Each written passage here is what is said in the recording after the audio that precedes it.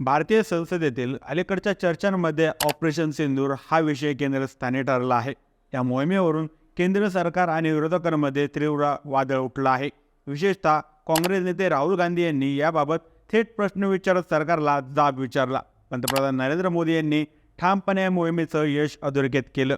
या पार्श्वभूमीवर संसदेत जे वातावरण निर्माण झालं ते केवळ राजकीय आरोप प्रत्यारोपांपुरते मर्यादित न राहता भारतीय लोकशाहीच्या खोलवर रुजलेल्या परंपरांचा परिचय देणारं ठरलं।